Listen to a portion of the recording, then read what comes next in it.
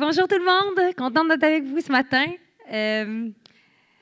C'est ma première vraie prédication, donc je vais faire mon possible pour passer le message. Mon message est bon, mais la façon de le passer est importante aussi, fait que je vais faire ça de mon mieux aujourd'hui, passer le message. Fait que aujourd'hui, ce dont je voulais vous parler, c'était le royaume de Dieu. Puis je voulais vous parler de votre identité puis de votre fonction dans ce royaume-là. Alors, je vais commencer par lire Genèse, chapitre 1, verset 26. Pour ceux qui ont leur Bible, vous pouvez l'ouvrir. Sinon, je ne sais pas si elle va apparaître sûrement sur la télévision.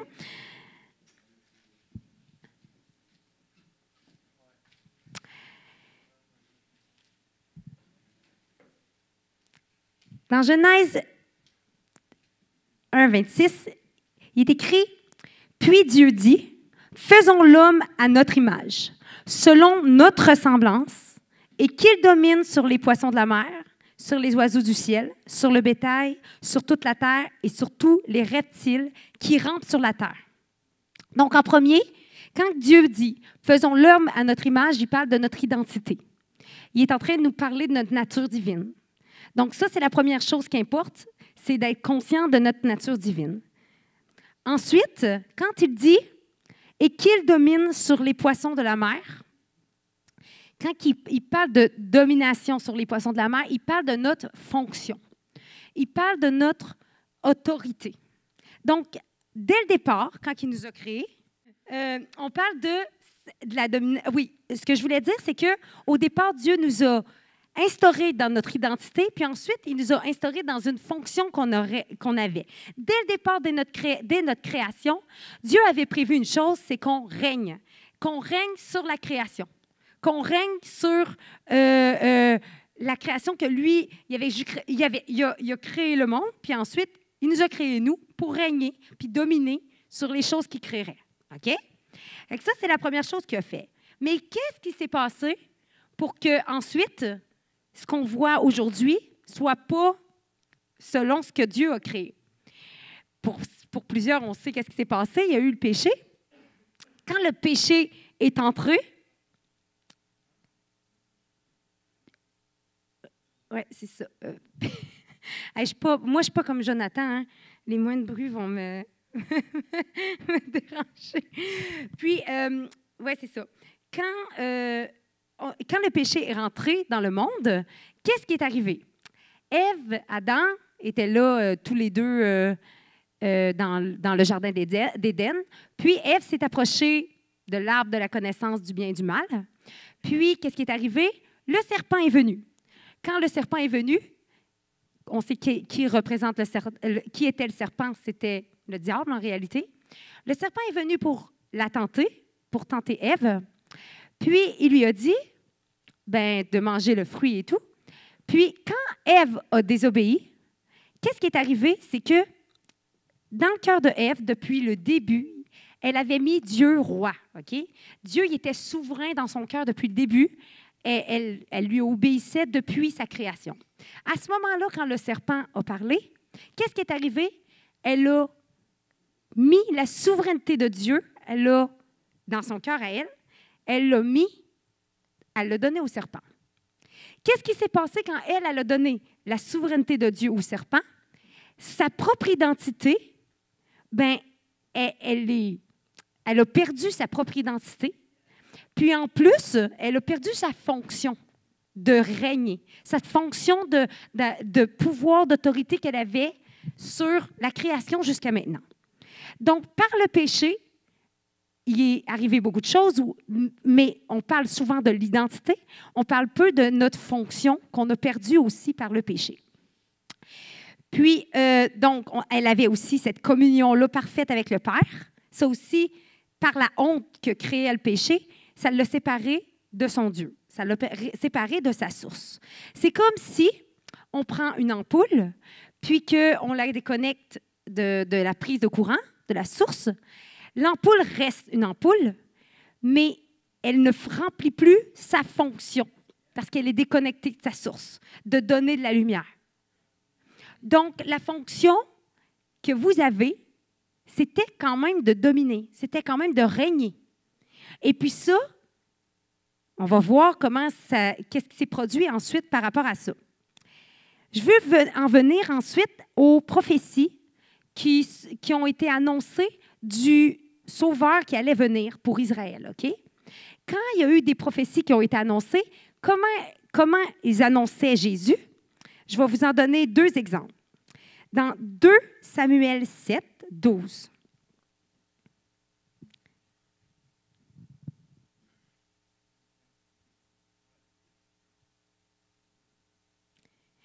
Quand tes jours seront accomplis, là ici, c'est Nathan qui disait ça à David, et ça venait de Dieu. Donc, c'est Dieu qui dit, « Quand tes jours seront accomplis et que tu seras couché avec tes pères, il dit à David, « J'élèverai ta postérité après toi, celui qui sera sorti de tes entrailles, et j'affermirai son règne. » OK?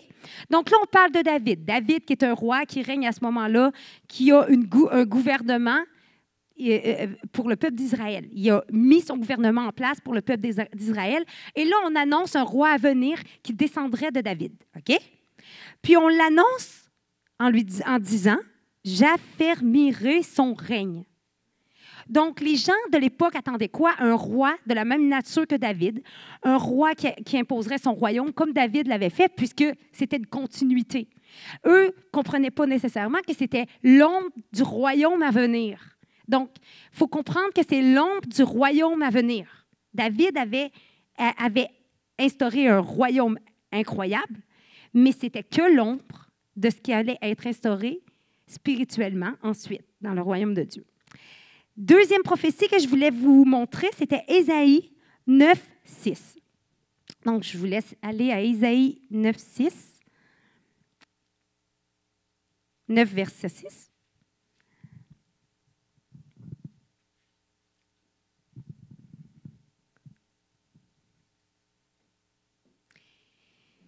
Les prophètes avaient annoncé, là, dans ce cas-là, Isaïe, « Car un enfant nous est né, un fils nous est donné, et la domination reposera sur son épaule. » Vous voyez qu'il y avait déjà quelque chose au niveau de l'autorité. La domination sera sur son épaule.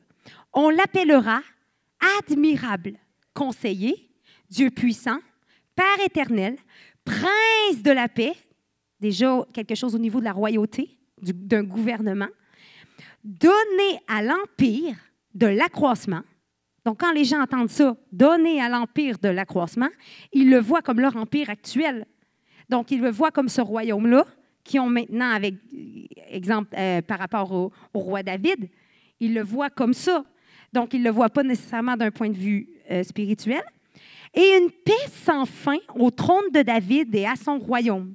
L'affermir et le soutenir par le droit et par la justice, dès maintenant et à toujours. Voilà ce que fera le zèle de l'Éternel des armées. Donc, on voit encore que c'est une question d'autorité, une question d'un roi qui régnerait. Donc, c'est ce qui était annoncé. Alors, qu'est-ce que Jésus, maintenant, a fait quand il est venu sur la terre? Quand il est venu en chair et en os sur cette terre, qu'est-ce qu'il disait à ses disciples? Comment il annonçait son message? Est-ce qu'il disait « Jésus t'aime » ? Est-ce qu'il disait « Ton Père t'aime » ? Oui, ça faisait peut-être partie du message, mais les messages vraiment qu'on entendait, on peut aller voir le premier. Luc, chapitre 4, verset 43. Vous allez voir où je veux en venir. C'est Jésus qui parle à ce moment-là. C'est des paroles vraiment importantes parce que c'est le cœur de ce que Jésus a fait, Jésus a annoncé. Mais il leur dit, Jésus, « Il faut aussi que j'annonce aux autres villes la bonne nouvelle du royaume de Dieu, car c'est pour cela que j'ai été envoyé. » Donc là, on voit que son message, c'était qu'il annonçait la bonne nouvelle du royaume de Dieu. du règne à venir. Donc, vous voyez de où je pars du jardin d'Éden, où est-ce que Dieu avait son règne dans le cœur aussi de Ève. Là, il a perdu son règne dans son cœur à elle, mais elle a perdu son identité pour régner à ce moment-là, puis elle a perdu, dans le fond, son autorité, parce qu'elle l'a donné au serpent. D'ailleurs, elle a donné et la royauté de Dieu au serpent et le pouvoir qu'elle avait sur la création à ce moment-là de régner au serpent. C'est ce qu'elle a donné au serpent. Puis, au serpent étant le diable. Et ce que je veux vous dire, c'est que je veux vous parler de ce qu'annonçait Jésus, c'est le royaume de Dieu. Donc, qu'est-ce qu'il disait? C'est le rétablissement des choses à venir. Il annonçait un gouvernement. Ça fait un peu bizarre de dire ça, mais c'est un peu comme une façon, pas un système politique, mais pour réduire ça, mais c'est quand même une façon de gouverner. C'est un nouveau royaume. Donc là, les gens font partie d'un royaume en ce moment, sont sous un certain esclavage, l'esclavage d'un roi qui les aime pas vraiment, qui cherche à leur faire du tort, qui cherche à les voler. OK? Puis, Jésus vient dire, le royaume des cieux, le royaume des cieux est proche. OK? C'est ce qu'il vient dire. Il vient dire, hey, il existe un autre royaume. Tu peux changer de gouvernement, tu peux changer de roi. Et ce roi-là, ben, il est bon. Il t'aime. Il t'a créé, il te connaît par cœur. Il sait comment tu fonctionnes, il sait ce que tu as besoin pour être heureux. Il y a des plans de bonheur pour ta vie. En réalité, le fond du message, c'est le message du royaume. Si je m'en vais à Luc, chapitre 12, verset 32,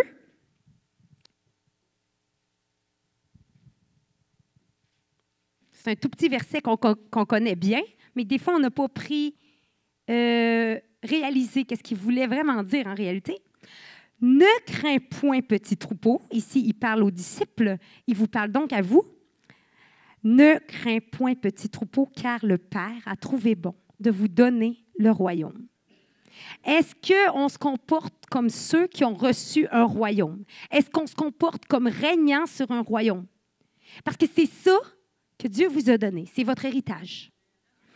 Si dans la Bible, c'est la plus belle histoire d'amour que vous pourrez jamais lire, d'un père qui aime ses enfants. Mais c'est aussi l'histoire d'un roi qui règne sur un royaume, puis qui veut le léguer à ses fils, à ses filles. OK? C'est un héritage. Ici, on appelle testament, pas pour rien, parce que c'est l'héritage qu'on donne lorsqu'on meurt. Donc, quand Jésus-Christ est mort, il vous a donné un héritage. Oui, il vous a donné le pouvoir de s'approcher de lui et de restaurer votre relation avec lui. Il vous a donné aussi le royaume de Dieu. Et votre héritage, c'est de pouvoir régner dans ce royaume. Pas régner par vous-même, parce que sans Dieu, vous n'êtes rien. Regardez ce qui est arrivé à Ève quand elle a voulu elle-même prendre le pouvoir. Elle a perdu l'autorité qu'elle avait. Donc, vous ne pouvez pas le faire par vous-même. Vous le faites, vous pouvez le faire à travers Dieu qui est en vous, parce que lui vous donne sa royauté. Mais qu'est-ce qui s'est vraiment passé quand aussi Jésus est venu sur cette terre? Je veux en venir à... Puis on dit aussi, je vais revenir un petit peu plus tard, dans Matthieu 4, 17, vous n'êtes pas obligé d'y aller, c'est un tout petit verset. Il est écrit, « Dès ce moment, Jésus commença à prêcher, « Repentez-vous, car le royaume de Dieu est proche. » OK? Il est proche. Il est à portée de main. C'est ce que ça veut dire, à portée de main. Ensuite, juste après, pas trop loin, on n'est pas obligé d'y aller. Je pense que tout le monde connaît ce verset-là.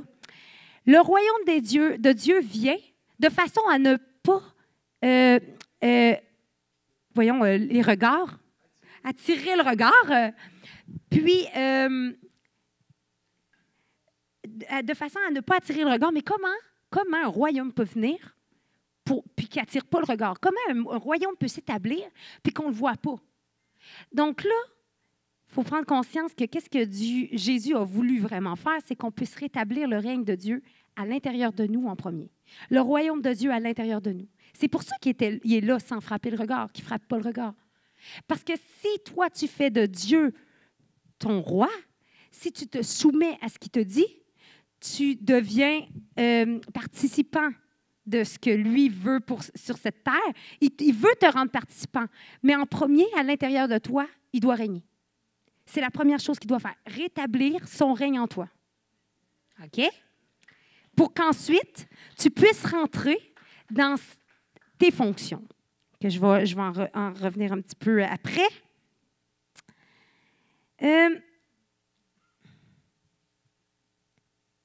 Encore, juste pour appuyer le fait que Jésus est vraiment venu pour annoncer le royaume de Dieu, tu as aussi dans Matthieu 13, 19, tu peux y aller, Matthieu chapitre 13, verset 19. C'est important de savoir ce que Jésus a dit, puisqu'il nous demande de dire la même chose que lui.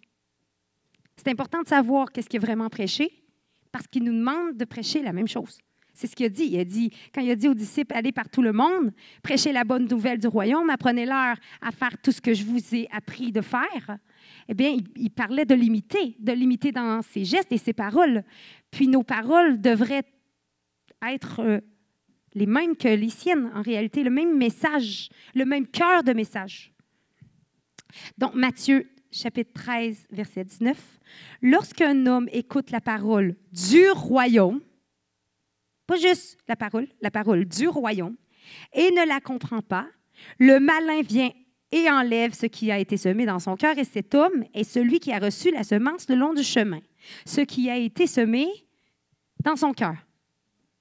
La bonne parole du royaume, donc le royaume instauré dans le cœur de Dieu, c'est ça qui est volé, en réalité. C'est ça que le malin vole, la royauté de Dieu dans votre cœur. OK? Ensuite, si je m'en vais dans Matthieu chapitre 9, verset 35.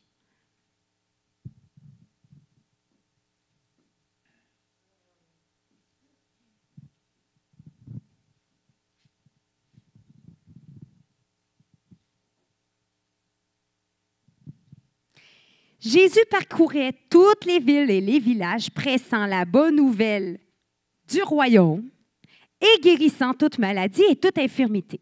Donc, il prêche la bonne nouvelle du royaume. Il dit, il y a un autre royaume que celui auquel tu appartiens, puis il y a un autre roi. Puis moi, je suis ce roi. Puis je suis un bon roi. Je suis un père pour toi, un ami. Je suis pour toi. Écoute, il y a plein de paroles qu'il dit dans ce sens de dire que Dieu les aimait et tout ça. Mais c'était toujours dans un but aussi de rétablir la royauté de Dieu, de rétablir sa propre royauté.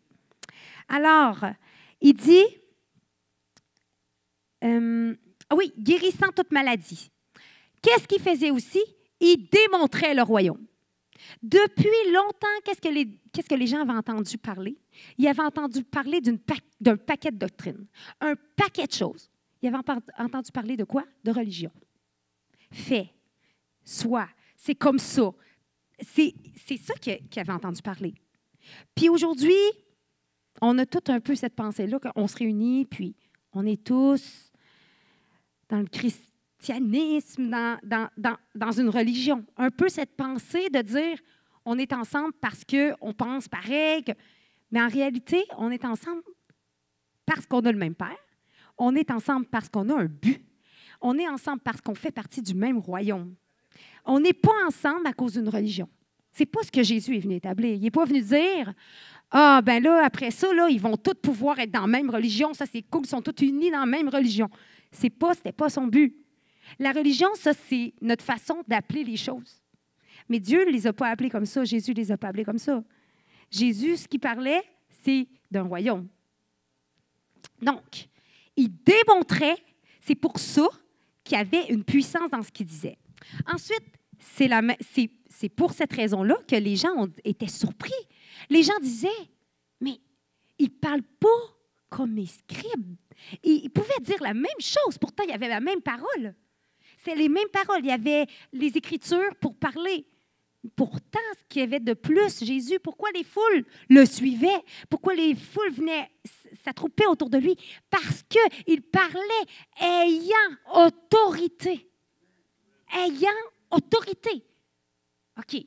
Lui parle ayant autorité. Lui est en train d'établir son règne en tant que roi. OK? Et c'est intéressant de savoir aussi que le diable, comment il a tenté Jésus? Il l'a amené dans le désert. Qu'est-ce qui est arrivé ensuite? Qu'est-ce que le diable a dit? Il a dit, si tu te prosternes à mes pieds, je te donnerai le royaume. Pourquoi on parle encore de royaume? C'est important, c'est cette notion-là de souveraineté, de royauté. Et là, le diable est en train de proposer à Jésus la royauté sur cette terre, la royauté du royaume de cette terre. Si Jésus disait oui, il pouvait obtenir tout. Mais il y avait un royaume au-delà, un royaume qui n'était pas d'ici. Donc ça, c'était... Ça, le diable n'était pas nécessairement... Il en était sûrement conscient, mais ce qui lui plaisait, c'était de pouvoir dire, viens, prends ça, comme ça, tu ne pourras pas faire l'œuvre à laquelle tu as été appelé. Mais en même temps, si Jésus avait accepté, il n'aurait pas pu faire autre chose. Il y a une autre chose qu'il a fait, c'est qu'il est allé. Il a vaincu le péché pour nous rétablir dans notre fonction, nous redonner ce pouvoir-là qu'on avait dès la création, de régner sur la création. OK? C'est ça aussi qu'il est venu faire. Il faisait pour nous. Il faisait pour le peuple. Ce n'était pas une pensée égoïste de dire, moi, je reprends mon règne. C'était même pas juste ça. Il aurait pu, hein? Mais ce n'était pas ça. Il faisait pour nous rétablir, nous, dans notre pouvoir, autorité qu'on avait perdu quand le péché est venu. OK? Donc, qu'est-ce que Jésus disait à ses disciples? Il prêchait le message du royaume de Dieu. Ensuite, qu'est-ce que Jésus a dit à ses disciples de faire? Prêcher le message du royaume de Dieu, de la même façon que lui l'a fait. Ensuite, il dit même que cette bonne nouvelle du royaume sera prêchée dans le monde entier. Cette bonne nouvelle du royaume. Souvent, on se dit la bonne nouvelle, mais des fois, on enlève ce qui est après. Mais oui, c'est une bonne nouvelle de dire Jésus est mort pour nous, il nous donne la vie éternelle. Ça, c'est la plus grande des nouvelles. Mais il faut comprendre que c'est au-delà de ça, même, puis qu'on a reçu encore plus que ce que des fois on réalise. Donc,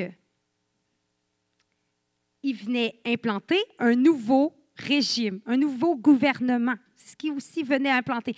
Pas une démocratie, comme on est intéressé, comme on veut souvent avoir, comme on pense. Nous, on pense que la démocratie, c'est le meilleur système pour gérer les choses.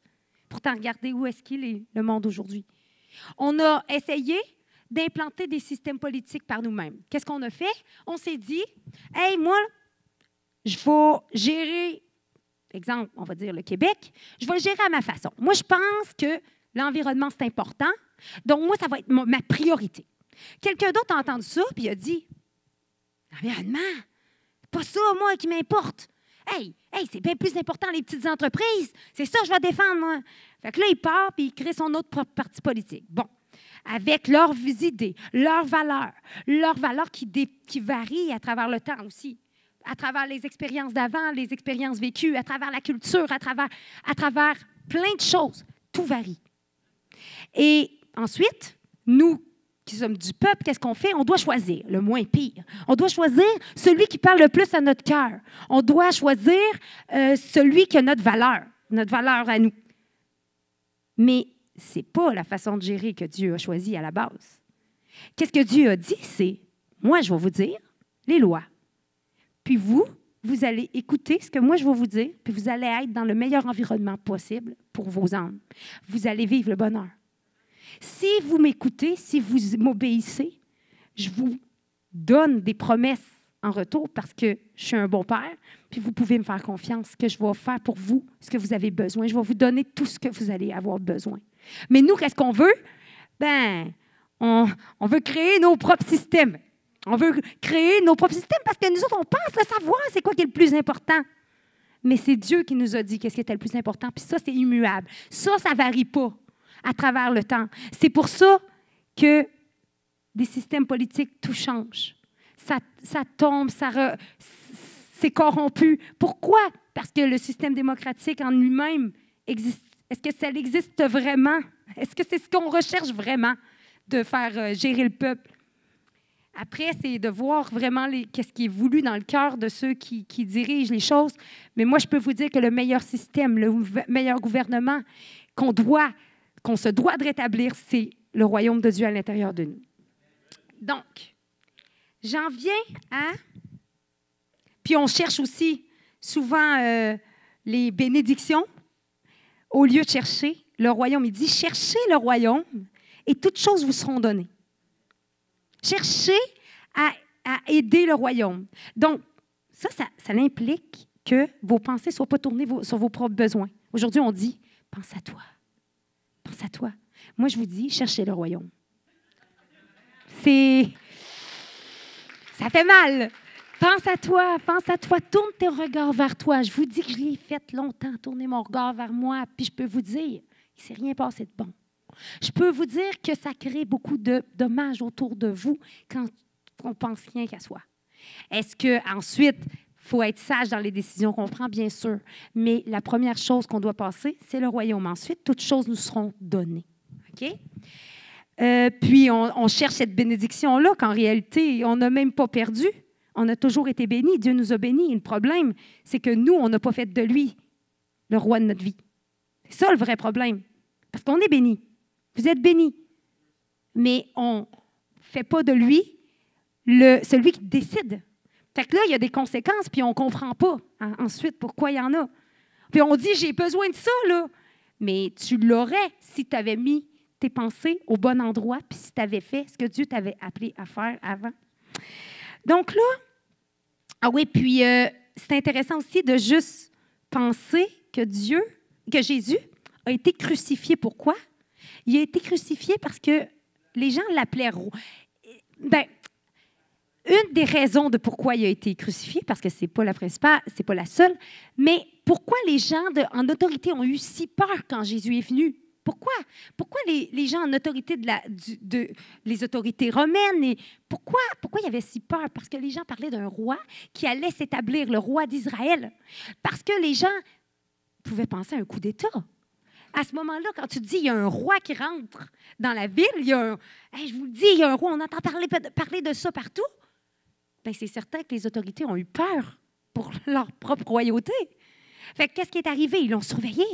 Ils l'ont surveillé de près parce que c'était leur gouvernement qui était en danger, selon eux, selon ce qu'ils voyaient. Donc, c'était très au niveau du pouvoir politique qu'est-ce qui était attaqué. Puis c'est important de prendre conscience que c'est ça, en réalité. Qu'est-ce qu'ils ont écrit, d'ailleurs, sur la croix lorsqu'il a été crucifié? C'est quand même drôle que roi des Juifs, le roi, parce que c'est ce qu'ils ont mis en risée. Ils ont ri du fait qu'il s'appelait le roi. C'était l'une des principales choses qui dérangeait les autorités à ce moment-là. Donc là, je veux en venir à un peu vous.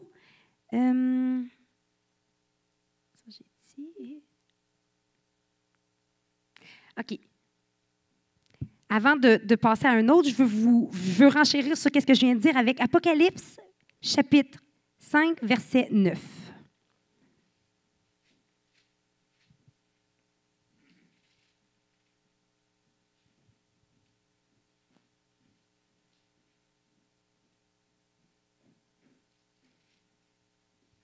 Car Dieu a été immolé et tu as racheté pour Dieu, par ton sang, des hommes de toute tribu, de toute langue et de toute nation. Tu as fait d'eux un royaume et des sacrificateurs pour notre Dieu, et ils régneront sur la terre. OK? Donc, on parle d'identité, on parle de votre fonction. Dans Daniel aussi, vous n'êtes pas obligé d'y aller, je vais le faire rapidement, mais c'est juste pour que vous preniez conscience au niveau des prophéties et tout ça qui est annoncé. Dans Daniel, chapitre 2, verset 44, « Dans le temps de ces rois, le Dieu des cieux suscitera un royaume qui sera jamais détruit et qui ne passera point sous la domination d'un autre peuple. Il brisera et anéantira tous ces royaumes-là lui-même. Donc, on parle toujours de domination sur un royaume. Et là, votre fonction. On parle depuis tantôt de ce qui est Dieu, de son règne, mais je veux vous parler de votre fonction d'ambassadeur de Christ, OK? Donc, pas obligé d'y aller, c'est une minuscule phrase. 2 Corinthiens, ceux qui veulent y aller, peuvent y aller aussi. 2 Corinthiens, chapitre 5, verset 20. Nous faisons donc les fonctions d'ambassadeur pour Christ. Alors, qu'est-ce que c'est qu'un ambassadeur? Un représentant officiel du gouvernement, un représentant du roi. On va prendre pour m'aider un exemple comme le pays des États-Unis. C'est toujours c'est un pays plutôt puissant, donc quand on entend les ambassadeurs des États-Unis, on sait que c'est important. Donc, qu'est-ce qu'il a comme fonction? Premièrement, comment on choisit un ambassadeur? Premièrement, c'est un représentant du pays. Donc, il connaît la culture, il connaît la façon de penser, il connaît comment le pays fonctionne, il connaît ses couleurs, il connaît ses projets, ses intérêts, il connaît son pays. OK? Et là, cette personne-là, il faut qu'elle soit capable aussi de parler au nom du gouvernement. Donc, elle est proche, elle a un lien avec le gouvernement ou dans un autre point de vue, on pourrait dire, ou avec même le roi. OK? Là, je parle de gouvernement parce que c'est les États-Unis, mais il y a aussi le roi qui pourrait avoir un ambassadeur aussi. Donc, il connaît le roi et il parle avec lui. Il y a vraiment une relation avec lui parce qu'il le connaît. Donc, vous pouvez tout le temps penser à votre fonction d'ambassadeur par rapport à Christ qui est votre roi. OK? Il y a les comportements du pays. Il parle la langue du pays. Il s'habille des couleurs du pays. Puis, il oublie qui il est. Il ne se représente pas lui-même. Il ne peut pas parler en tant... Si moi, je suis ambassadrice, je ne peux pas parler en tant qu'Annie. Je ne peux pas dire parler de ma maison puis parler de mes propres intérêts comme personne. Non, je parle au nom d'un peuple. Je parle au nom des intérêts de ce peuple-là et au nom du gouvernement de ce peuple-là. C'est lui qui m'envoie. OK? Ensuite, qu'est-ce qui se passe avec un ambassadeur? Qu'est-ce qu'on fait? On le prend et on l'envoie dans l'autre pays. OK? Si c'est l'ambassadeur, exemple, des États-Unis, si on l'envoie en France, puis il se met à parler français, il se met à s'habiller comme les Français, il n'est pas un bon représentant des États-Unis. Hein? On s'attend à ce que l'ambassadeur des États-Unis se comporte en France comme son pays, comme dans le temps qui est dans son pays. Donc là, vous voyez ce que je veux en venir. De la même façon que vous faites partie du royaume de Dieu, vous êtes envoyés. Vous êtes dans un monde qui ne vous appartient pas, un monde qui n'est pas à vous. Vous n'en faites pas partie. Vous ne pouvez pas vous comporter comme le monde puisque vous représentez un autre royaume. Puis si vous représentez ce royaume-là, vous devez le connaître, ce royaume-là. Vous devez savoir c'est quoi le caractère du roi de ce royaume-là. Et vous efforcer en toute chose de ressembler à ce roi-là pour le représenter de la meilleure façon possible. Est-ce que vous pouvez parler d'une autre façon que ce royaume-là? Non. Vous ne pouvez pas commencer à parler, comme je vous ai dit, de votre propre chef, en votre propre intérêt, avec vos paroles ou avec un langage qui ne lui appartient pas. Vous ne pouvez pas décider non plus de partir avec les vêtements que vous voulez. Vous habiller, je ne sais pas moi, comme si vous alliez dans un club. Bon, je ne sais même plus le nom de ce que c'est un bar, tellement ça fait longtemps. un jour, on va y retourner pour prêcher. Mais là, c'est ça, comme un club ou un bar, vous ne pouvez pas vous habiller comme ça pour aller représenter votre pays dans le royaume où vous allez. Donc, pour le royaume de Dieu, c'est pareil. Souvent, on se dit, ben, exemple, je donne un exemple, mais les vêtements. On se dit, on pourrait se dire, hey, je ne peux pas mettre ça. Quand je vais aller à l'église, ils vont se dire, tu ne peux pas mettre ça, là, c'est pas sanctifié. Puis là, c'est ça qui nous importe. Le regard des autres sur nous, si on porte ce vêtement-là. Puis c'est comme ça, des fois, qu'on fait le choix du vêtement qu'on va utiliser, qu'on va mettre. Je dis pas, on s'entend, c'est pas tout le monde qui vont faire ça, mais plusieurs vont faire ça de cette façon-là. Ça, c'est la façon un peu religieuse de faire les choses. Mais il y a une façon différente, c'est de dire, hey, Seigneur, moi, je représente ton royaume aujourd'hui. J'ai la valeur que toi, tu dis que j'ai. Je suis ton enfant. Puis, j'ai tellement de valeur que je valais ta vie. Tu as donné ta vie pour moi. Aujourd'hui, qu'est-ce que je décide de porter pour te représenter? Aujourd'hui, qu'est-ce que je décide de porter? Là, je ne parle rien que du vêtement pour vous donner une image. Il y a tellement autre chose, mais si c'est le regard des autres qui nous déplaît, c'est parce qu'on n'a pas fait Jésus qui règne à l'intérieur de nous. Là, je parle de ça. Je pourrais parler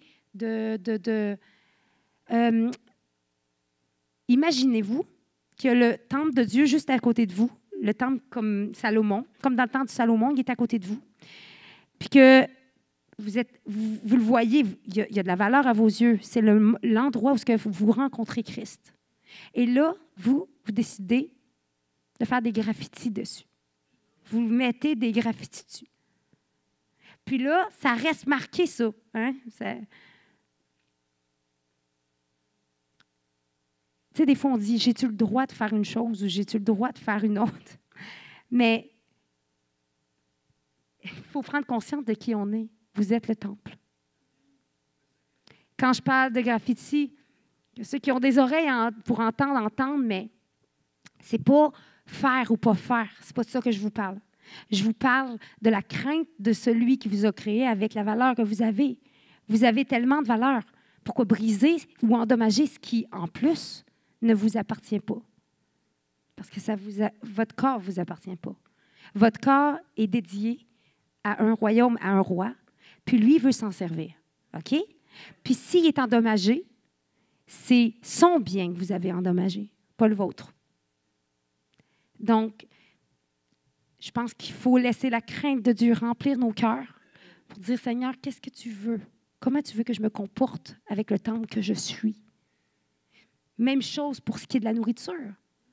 Il n'y a pas de loi, on peut tout faire, on est libre. Puis, il est même écrit quand vous allez quelque part, manger de ce qu'on vous offrira. Mais est-ce que dans la plus belle auto qu'on ne pourrait pas acheter, Denis, donne-moi une marque de belle auto, je ne suis même pas capable d'en trouver une. Tellement. Ferrari, bon. Est-ce que dans ta Ferrari, tu vas mettre du sable au lieu de mettre de l'essence? Une auto, là, je parle d'auto. Même une auto qui n'a pas de valeur, on ne ferait pas ça. Donc, une auto avec une grande valeur, encore moins. Donc, qu'est-ce que je veux vous dire? C'est juste de prendre conscience de qui vous êtes. Parce que vous devez prendre soin de ce qui vous a été confié. Puis ce bien-là de votre corps, ben, il ne vous appartient pas. Et si vous êtes marié, d'ailleurs, il appartient même à celui avec qui vous êtes marié. Donc, c'est juste une question de prendre vraiment conscience de notre identité. Ce n'est pas de dire je dois ou je ne dois pas faire. Ou quel est le regard de mon Église par rapport à ça? Il y a quelque chose de bien au-delà, de bien plus mature que de se demander qu'est-ce que l'Église va penser de telle chose. Si tu es en train déjà de te demander qu'est-ce que l'Église va penser de ton vêtement. Mais elle n'est pas. Mais tu comprends que si tu es en train de te poser la question, c'est que souvent tu as la réponse. OK? C'est juste. Puis, si vous êtes en train de représenter Christ dans un lieu comme ici, encore à plus forte raison, si vous êtes en train de le servir ici, bien, c'est cette crainte-là aussi qui doit nous envahir, nous remplir aussi. Donc, l'ambassadeur, pour en revenir à l'ambassadeur, porte-parole, il parle au nom du roi. OK? Il est protégé par le roi qui l'envoie, le gouvernement qui l'envoie. OK? Donc, vous qui êtes ambassadeur, vous êtes protégé par celui qui vous a envoyé. Vous n'êtes pas d'ici. Parce que si vous étiez du monde, le monde vous aimerait. Mais vous n'êtes pas du monde. Donc, vous n'êtes pas d'ici. Vous êtes protégé par le grand roi, le roi qui vous envoie. Pas par le lieu où est-ce que vous êtes établi, mais par le roi. Et vous pouvez avoir cette confiance-là qui est là pour vous. Il y a une constante communication entre l'ambassadeur et le pays. On comprend qu'est-ce que je veux dire par là.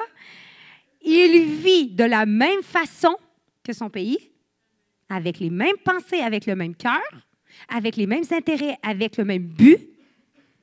OK? Et une chose intéressante, il négocie des alliances. C'est drôle quand même que Dieu ait choisi, on dirait que ce n'est pas un hasard.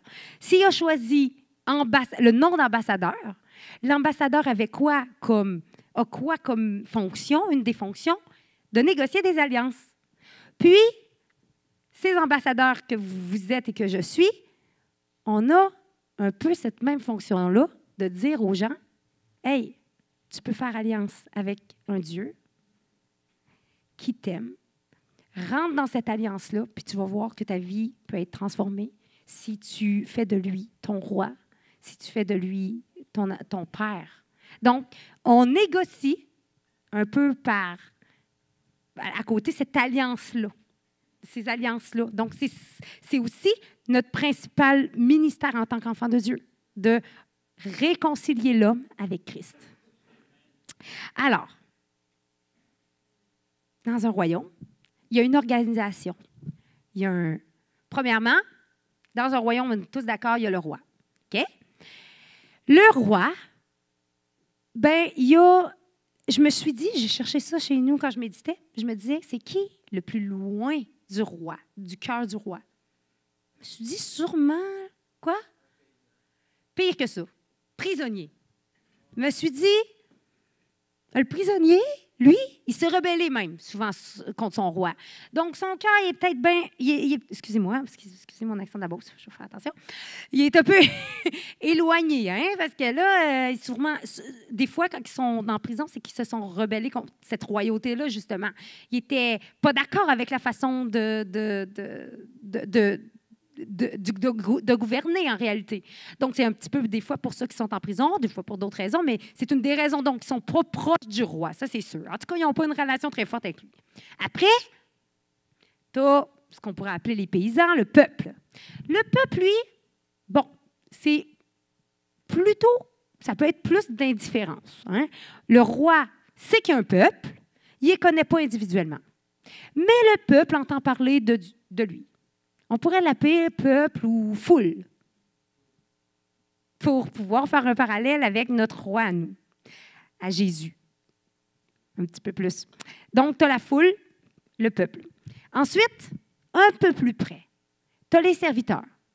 OK, bon. Serviteur, lui, il pourrait être dans le palais. Le roi pourrait même le connaître, le voir, connaître son nom. Il pourrait avoir une certaine relation avec lui. Le serviteur, lui, il est quand même un rang honorifique, quand même. Le roi peut être reconnaissant de la tâche que le serviteur a fait. Bon, il n'y a pas une position, c'est pire que ça, parce qu'il peut être honoré pour son service aussi. Les gens, il peut être respecté aussi, même s'il est un serviteur, bien quand même, il y a des places de serviteurs quand même assez prestigieuses quand même. Donc, le serviteur peut connaître un peu son roi le connaît un peu, mais bon, ce n'est pas la relation qui est non plus extravagante non plus. On monte un petit peu, il y a les amis. Qu'est-ce qu'ils font, les amis, eux autres?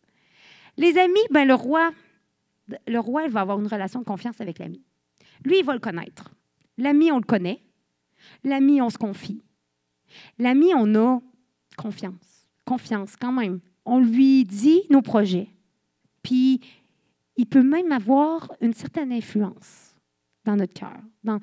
Ouais, ça se peut qu'il me dise quelque chose puis je le prenne en considération. L'ami, il peut être plutôt très près même du roi, quand même. Donc, c'est une belle position. Puis là, encore là, vous pouvez faire ce parallèle-là entre vous et le roi. Vous pouvez être serviteur entre vous et Dieu, c'est ce que je veux dire. Vous pouvez être serviteur, vous pouvez être ami, mais vous pouvez être plus. Vous pouvez être enfant. L'enfant, qu'est-ce qu'il y a de plus que l'ami? L'héritage. Il y a l'héritage. Lui, il est appelé à devenir roi. Lui, il est formé depuis l'enfance à prendre le règne après son père. Donc, une position honorifique, une grande position. L'enfant, il a une confiance avec son père. L'enfant, il a une relation vraiment plus près de confidence et de confiance et d'amour. Donc, l'enfant, il est héritier, hérite de tout ce que le roi possède. Donc, c'est une magnifique position. Mais il est encore plus près. L'épouse. L'épouse, qu'est-ce qu'il y a de différence avec l'enfant? L'intimité avec le roi. Donc, l'épouse a l'influence, les décisions du roi. L'épouse parle, le roi entend. Parce que le roi, il l'aime tellement. Il y a une relation qui est d'une seule chair avec l'épouse. Quelle relation d'intimité. Alors, aujourd'hui, vous pouvez vous voir comme ce serviteur. Et vous l'êtes. Mais vous pouvez vous voir comme cet ami. Et vous l'êtes. Mais il y a mieux. Vous pouvez vous voir comme ses enfants. Et vous l'êtes. Mais il y a encore mieux. Vous pouvez vous voir comme cette épouse. Donc, tout dépend de quoi? De votre intimité avec lui. Parce que c'est ce qui fait la différence entre un ami et une épouse. Qu'est-ce qu'elle a voulu, l'épouse, de plus que les autres? Elle a voulu le connaître. Premièrement, elle a voulu le connaître. Comme quand on connaît quelqu'un, quand on veut connaître quelqu'un, on se rapproche de lui. On cherche à savoir c'est quoi ses désirs, on cherche à savoir c'est quoi son but. Puis là, quand on sent que ça peut être le même but que nous, puis qu'on se voit avec cette personne-là, bien, on veut passer du temps avec elle. On veut vivre cette intimité tellement forte avec la personne de plus en plus. Si notre cœur, si tu regardes le Cantique des Cantiques, c'est cette recherche-là que tu peux lire, cette recherche d'un époux, d'une épouse qui se cherche. Puis, qu'est-ce que je voulais dire avec ça? Oui, c'est ça. C'est à vous de voir comment vous verrez. Toutes les choses d'avant sont bonnes et vous avez ces fonctions. Mais tout dépend juste de l'intimité que vous aurez, de la compréhension, de la connaissance de ce que vous aurez en Christ qui fera de comment tu agis. Parce que l'enfant n'agit pas comme l'épouse. Donc, c'est ce qui fait la maturité aussi dans le Seigneur. De gloire en gloire, de maturité en maturité, de révélation en révélation. Le serviteur peut avoir une révélation un jour qui est ami. Comme il est écrit qu'on ne révèle pas ses projets à ses serviteurs. Il ne révèle pas je ne sais pas le verset exact, mais il ne révèle pas les projets aux serviteurs. Il le dit à ses amis, à ses enfants. Eux, ils savent ce qu'il va faire. Donc, plus tu es intime, plus lui va se confier à toi, puis plus tu vas avoir son cœur, plus vous allez vivre cette communion-là qu'on cherche tous. Mais il y a une chose que je veux vous dire quand même. L'épouse, dans l'histoire, on l'a pu voir, on l'a vu, et l'expérience de l'histoire nous l'a démontré. Quand l'épouse trompe son roi, blesse son roi, les conséquences, ils ont souvent été qu'elle avait la tête coupée. Pourquoi le peuple, celui du peuple qui ferait la même chose, lui, il n'y aurait pas, la même conséquence. C'est sa proximité avec le roi qui fait la différence. Donc, les conséquences, quand tu connais ton époux, ben, les conséquences sont grandes quand tu le trahis. Donc, c'était juste une petite parenthèse, mais c'est important de se rendre compte que plus tu t'approches de lui, plus tu es supposé de le connaître, puis qu'il y a une façon d'agir qui va avec. Mais plus qu'il y a de conséquences quand tu fais quelque chose qui blesse son cœur. OK? Alors, votre façon de vous voir va changer votre action, va changer votre façon d'agir dans la vie de tous les jours. Qui êtes-vous en lui? Comment vous voyez-vous? Vous pouvez le dire que vous êtes époux, exemple, mais est-ce que vous le vivez vraiment? Est-ce que ça se voit? On peut voir par les œuvres qui est proche ou qui est moins proche des fois, rien que par les œuvres. On peut voir par la façon de prier que quelqu'un est proche de Dieu ou pas. Donc, ce que j'aimerais aujourd'hui que vous preniez conscience, ce que j'avais à cœur dans le pratique, par rapport à cette prédication-là, c'est que là, il y a l'Église grand E, OK? Puis il y a l'Église petit E qui est ici, Fondation. Puis c'est la première fois que je prends vraiment le temps de pouvoir parler de l'Église vraiment Fondation ici. Puis, notre cœur, dans le fond, avec l'Église Fondation, c'est que vous compreniez qu'on est une ambassade qui représente un royaume établi ici. OK? Voyez-vous comme ça. Au lieu de voir une religion, des gens rassemblés à cause d'une religion, rassemblés à cause d'une doctrine. Non. Rassemblés à cause d'un cœur parce qu'on a le même but. OK? Si vous êtes ici, certainement, vous avez à cœur de vivre la parole de Dieu dans l'action. Certainement, vous voulez vivre les choses, les expérimenter.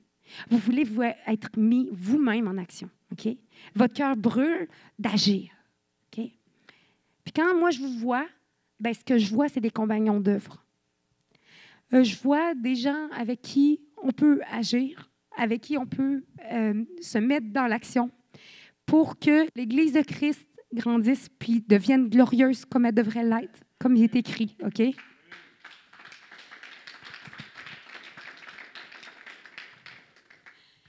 Puis, je vous vois comme compagnon d'œuvre, puis je parle en « je », puis je devrais dire « nous ».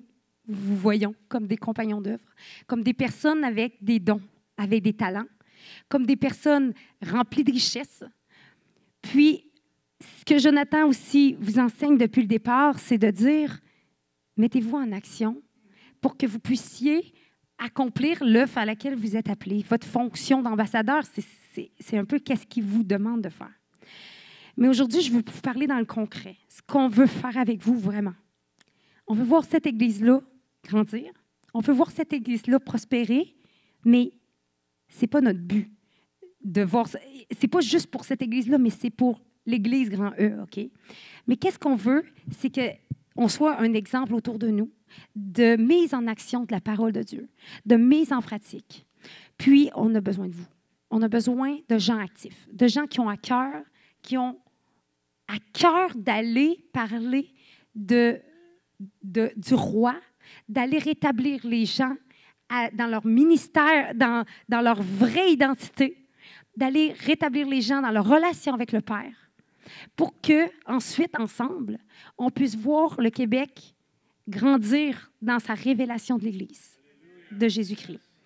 Donc, qu'est-ce qu'on a besoin? C'est de gens, premièrement, qui comprennent qui ils sont, leur identité.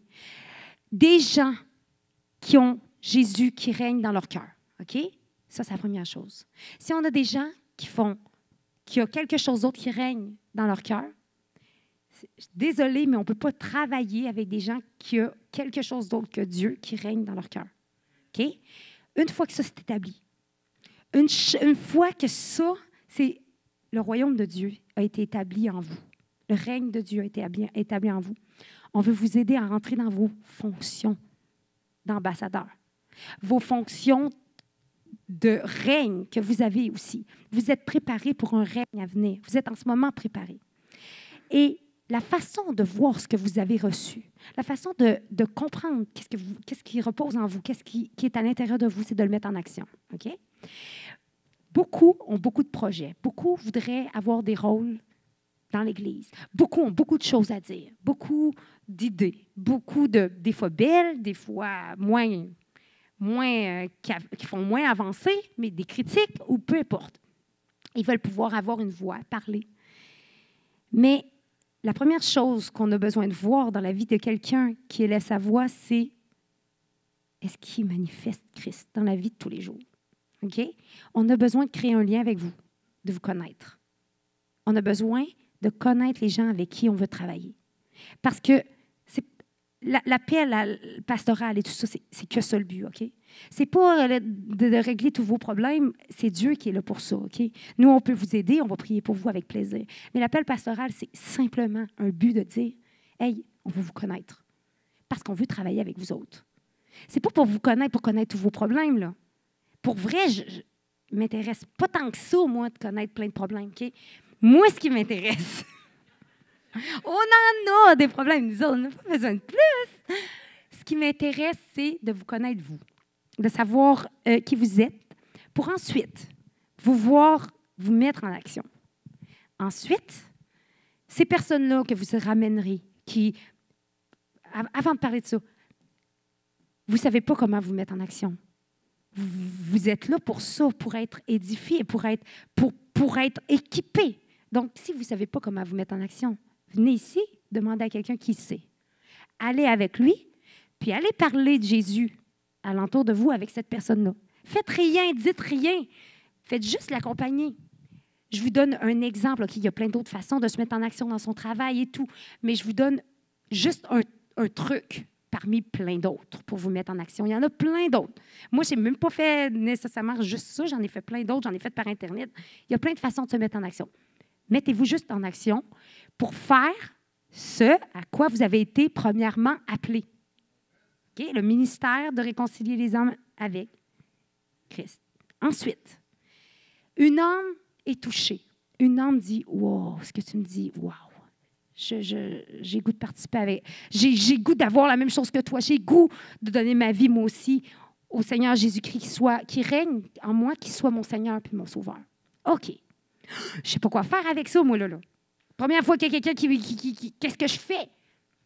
Vous dites, par exemple, je vous donne des trucs concrets, OK? Pas nécessairement que ça soit exactement le même chemin, mais je vous donne un truc concret. Vous venez voir, exemple, vous m'écrivez, « Annie, j'ai une âme intéressée. J'ai une âme intéressée à connaître plus. Je ne sais pas quoi faire, moi, là, et je veux l'amener à nouvelle naissance. » Même si vous savez quoi faire, ou vous pensez savoir quoi faire, voici la recommandation, une des recommandations que je vous donnerai. Allez voir quelqu'un le faire avant. Parce qu'on ne veut pas juste faire certaines choses, on veut être un même cœur. On veut comprendre comment fonctionner pour être le plus efficace possible. Des personnes comme Jonathan, il le fait depuis longtemps. Il a développé une expérience. Puis on peut honorer cette expérience-là en allant vers cette personne-là et dire « Hey, moi, ce que tu connais, ça me tente d'apprendre ce que tu as reçu, ce que tu as développé avec le temps. Ça me tente d'écouter. » Pas juste moi, là, de me mettre en action. En premier, on ne se met pas en action. Les disciples, qu'est-ce qu'ils ont fait? Ils ont écouté 2 ans. Jésus, avant de se mettre en action, il y avait le meilleur enseignant. Ils l'ont écouté. Ils n'ont pas parlé à sa place, ils ont écouté. Ils ont su se mettre là et dire « Hey, moi, je veux parler comme lui. J'en connais des affaires, là. Je pourrais, moi, me mettre en action. Et il pourrait dire « Qu'est-ce qu'il y a de plus que moi? » Non, ce n'est pas ça qu'ils ont dit. On va le suivre. On va le suivre, on va apprendre. Après 2 ans, qu'est-ce qui est arrivé? Ils ont été mis en action. OK? Donc, cette âme-là, cette précieuse âme-là qui vient vers vous, dont vous avez été, comme Dieu s'est servi de vous pour la porter au Seigneur. Bon, vous m'appelez, exemple, puis moi, je réponds à votre question. Je dis, bon, viens avec elle. Tel rendez-vous, on va se mettre ensemble. Je vais y partager l'Évangile. Et tu vas pouvoir entendre l'Évangile, comment je la partage. Et cette personne-là, ensuite, elle va avoir entendu le message. Qu'est-ce qui va arriver? Elle va commencer, si elle décide de donner sa vie au Seigneur, elle va apprendre de l'Église. Et là, vous ne serez pas la seule personne référence, mais vous ne la laissez pas tomber à partir de là. Vous avez encore un rôle. Aujourd'hui, là, vous avez un rôle d'accompagner cet homme-là encore. Jusqu'au temps que vous pourrez l'accompagner.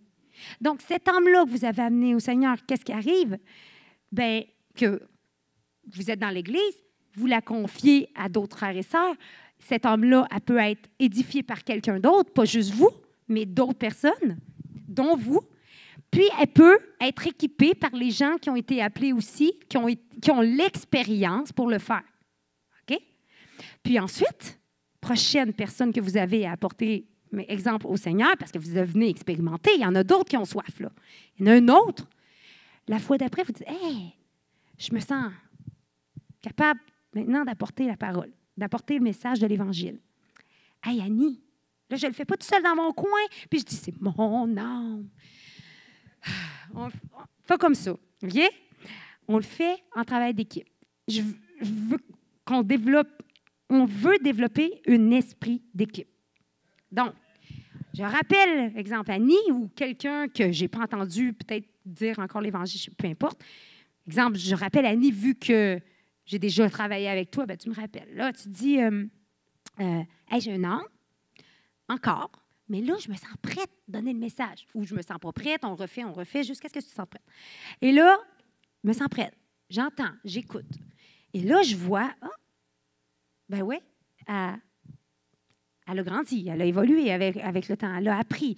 Et elle parle avec assurance, avec le caractère de Christ. Et là, je commence à te connaître. Et là, ensuite, pour n'importe quoi d'autre, on se parle des choses. « Hey, Annie, j'ai remarqué tel problème. J'entends parler de ça dans l'Église, exemple. Qu'est-ce que tu en penses? Parce que je pense que c'est quelque chose qui est quand même important à prendre en compte. Là, j'entends ça. OK, il y a une maturité ici. Elle n'est pas en train de démolir l'Église en disant « Mais tu as raison, on va en parler ensemble, mais surtout pas celui qui dirige. » Fait que là, des choses comme ça, c'est ce qui divise toujours l'Église. Toujours des mécontentements, pas exprimés à la bonne personne. OK? Ou pas exprimés avec un bon cœur de vouloir construire. Donc, ce que je vous dis, c'est qu'on voit en vous des compagnons d'œuvre. Donc, on veut travailler avec vous et on veut vous connaître. Puis pour vous connaître, il n'y a pas de meilleure façon que d'œuvrer ensemble. Donc, oui, vous êtes des âmes très importantes. Puis si vous étiez assis sur vos chaises, vous seriez autant important. Mais nous, on désire plus, c'est voir l'Église grandir. On désire que des pierres vivantes viennent nous rejoindre. Puis on a besoin de votre aide pour en apporter ici, puis pour pouvoir les édifier. Puis on veut trop de travail. On en veut trop. On ne veut plus être capable de nous occuper des gens, tellement qu'il y en aura. OK? Mais des gens, on veut des gens qui vivent ce qui est écrit, par contre. Des gens qui ont mis Christ en premier dans leur vie, puis qui ont établi la royauté de Christ dans leur vie. C'est ça. Mais si on n'a pas compris ça, puis qu'on fait des petits, pareils comme nous, qui n'ont pas établi Christ en premier dans notre vie, bien, on va avoir un problème dans l'Église. Donc, avant de se reproduire, avant ça, il faut que nous, on soit affermis, matures. Donc, ça, c'est dans les mains de chacun de vous. C'est ce qu'on désire, mais après, dans l'action, on voit qu'est-ce qui peut s'accomplir avec chacun, avec le vouloir de chacun, puis avec le cœur de chacun.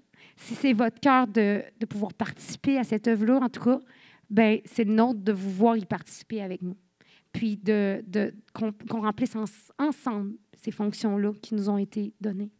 Puis de voir cette Église-là du Québec déranger, être en action, puis que les signes, les prodiges et les miracles se manifestent dans ce lieu-là, que les gens soient délivrés, que les gens viennent, même peu importe d'ailleurs, puis vivent une délivrance ici, parce que rien pourra supporter la sainteté de ce lieu.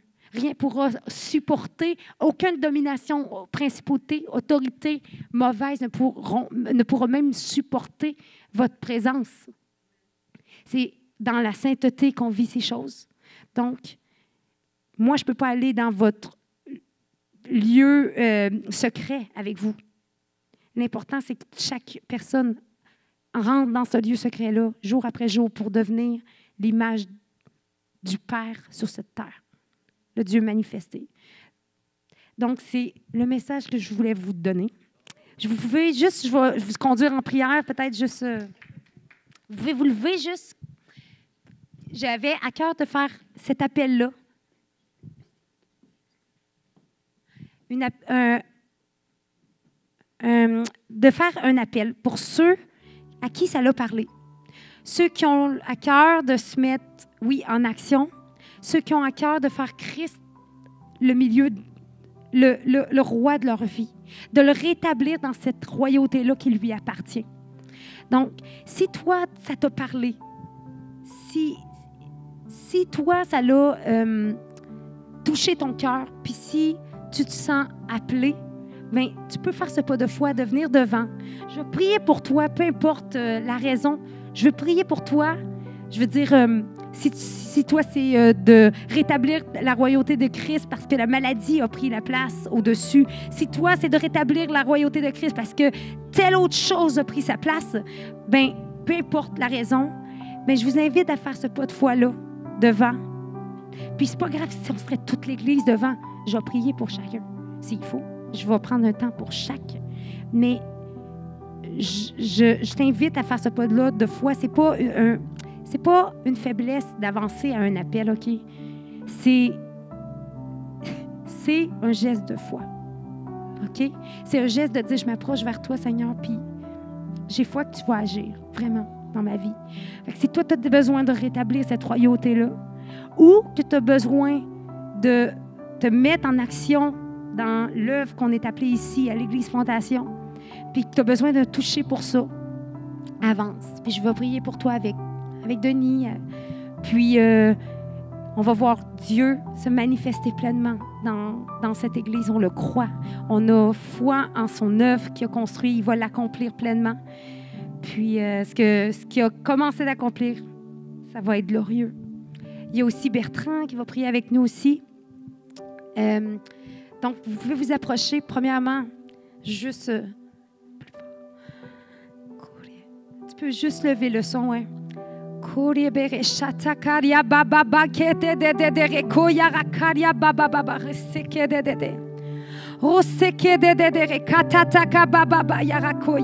Seigneur, aujourd'hui, on fait de toi le roi de nos vies. Aujourd'hui, on décide de laisser tomber les choses qui nous éloignaient de toi. Puis aujourd'hui, on décide de dire, Seigneur, règne dans mon cœur, règne dans ma vie, règne dans ma famille, Seigneur. Je veux que tu sois le milieu. Je veux que tu sois le premier, le dernier. Je veux que tu sois le seul. Je veux que tu sois celui qui anime chaque décision dans ma vie. Aujourd'hui, Seigneur, je fais de toi le roi, puis je te redonne cette royauté-là qui t'appartient, qui t'avait été retirée par des décisions que j'avais prises, qui t'avait été retirée par le péché. Oh,